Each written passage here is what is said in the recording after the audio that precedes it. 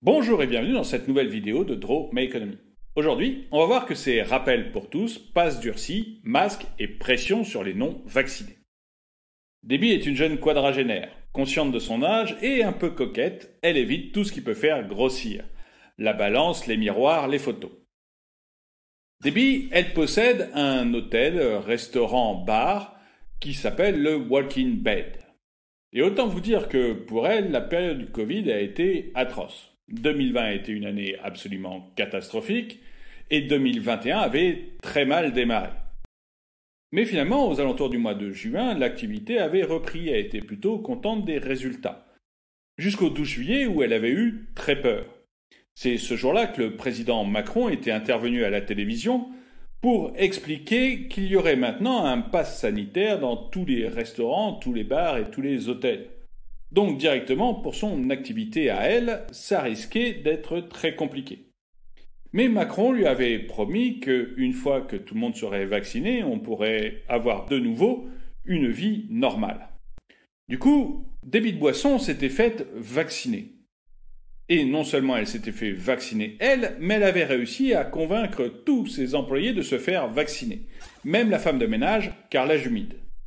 Enfin, je dis tous, j'exagère un peu, parce qu'il y avait la serveuse, Armelle, qui avait refusé de se faire vacciner. Elle avait choisi de faire plutôt un test PCR tous les 3 jours. Bref, Debbie avait réussi à faire vacciner presque toute son équipe pour pouvoir retrouver une vie normale. Et elle était plutôt satisfaite du résultat. L'activité de l'hôtel-bar-restaurant redémarrait assez fort. Pour booster son activité, elle avait même organisé des fêtes à différents moments de l'année. Et la fête d'Halloween avait extrêmement bien marché à The Walking Bed. Sa belle-mère avait même fait sensation en venant sans maquillage. Et du coup, Debbie préparait tranquillement les fêtes de Noël et du Nouvel An qui s'annonçaient très bien. Toutes les réservations étaient presque prises. Mais hier, le ministre de la Santé a annoncé que le masque allait redevenir obligatoire. Alors, Debbie ne l'a pas directement entendu de sa bouche, parce que depuis quelque temps, elle refuse d'écouter tout ce que dit le gouvernement. Elle trouve que c'est mieux pour son moral. Mais elle l'a su très vite par les coups de fil que lui ont envoyés ses clients. Tout le monde annulait sa réservation aux fêtes de Noël et du Nouvel An. Curieusement, personne n'a envie d'aller danser avec un masque. Et ça, Debbie le comprend parfaitement. Elle se souvient de toute la période de mai, juin et début juillet où elle allait à la salle de sport et où elle voyait toutes ces dames à la machine à cardio qui tombaient dans les pommes au bout de 10 minutes à cause du masque. Elle, à la machine à chips, ça la faisait doucement rire. Mais là, Debbie ne rigole plus du tout. Des clients qui annulent, pour son hôtel, c'est une véritable catastrophe. Elle décide donc d'aller au bar pour boire un petit coup et faire le point. Elle prend une bière et réfléchit. Alors, elle sait bien, la bière, ça fait grossir et pour rester mince, elle devrait renoncer à la bière. Enfin, vu les événements, elle préfère renoncer à la coquetterie. Elle prend une bière donc et se met à réfléchir. Pour l'hôtel et pour les soirées, ça va être compliqué. Mais finalement, pour le restaurant et le bar, ça peut peut-être marcher.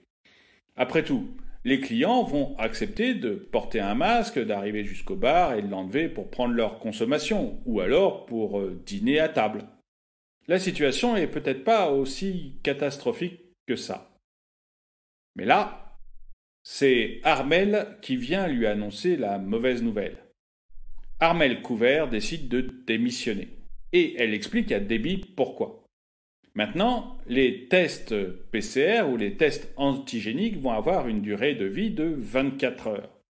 Et pour Armelle qui utilisait des tests PCR pour pouvoir continuer à travailler, eh bien, ça veut dire qu'entre le moment où elle va faire le test et puis les 10 ou 15 heures qu'il faut attendre pour avoir les résultats du test, finalement son test PCR ne va plus être valable que 3-4 heures pendant son service.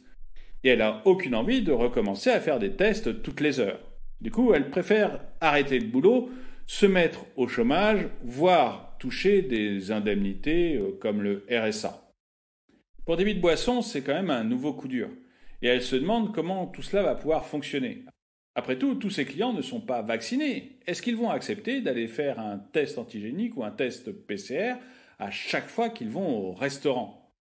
Elle comprend bien que la volonté du gouvernement, c'est de mettre la pression sur les vaccinés et ne leur laisser plus aucun choix. Mais elle trouve que ça serait quand même plus honnête de tout simplement rendre la vaccination obligatoire.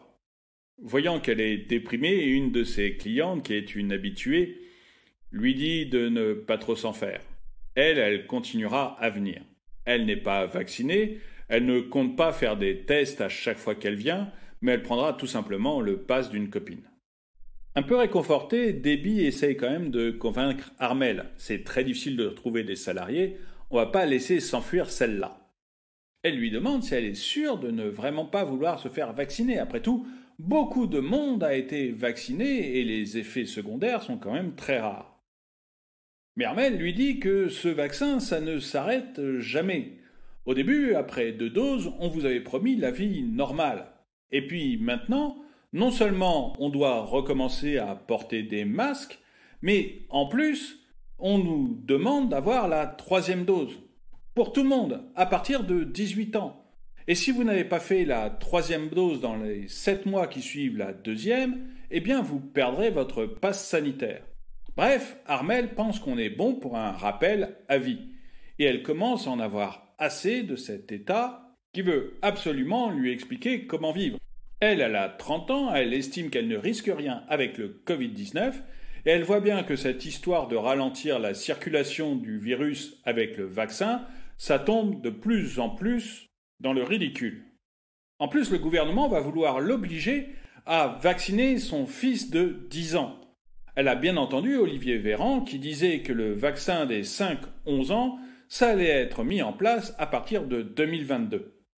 Alors Armelle Couvert, elle commence à en avoir ras-le-bol. Elle trouve que si on a peur du Covid-19, on peut se mettre un masque, on peut rester chez soi, on peut éviter tout contact dans la vie. Mais il n'y a aucune raison de l'obliger, elle, de vivre avec un masque, avec un pass sanitaire et avec des vaccins. Et elle voudrait qu'on lui fiche un peu la paix. Et là, j'avoue que je suis assez d'accord avec Armelle. Hier, il y avait 1400 personnes qui étaient soignées dans des services de soins critiques. On est 70 millions de personnes en France. Et il y a eu 94 morts du Covid hier. Est-ce que ça vaut la peine de parler d'une 5e vague? La mortalité est quand même maintenant extrêmement faible. De toute façon, je pense que tant qu'on n'aura pas accepté ce virus, on ne s'en sortira pas. Il faut le laisser circuler. Il faut donner les moyens aux personnes fragiles et à ceux qui le souhaitent de se protéger, de se vacciner. Mais il faut ficher la paix aux autres. On ne sortira pas de toutes ces petites privations de liberté tant qu'on n'aura pas accepté que le virus doit circuler. Mais vous, j'aimerais bien savoir où vous en êtes. Est-ce que vous êtes vacciné? Est-ce que vous êtes parti pour faire votre 3e dose?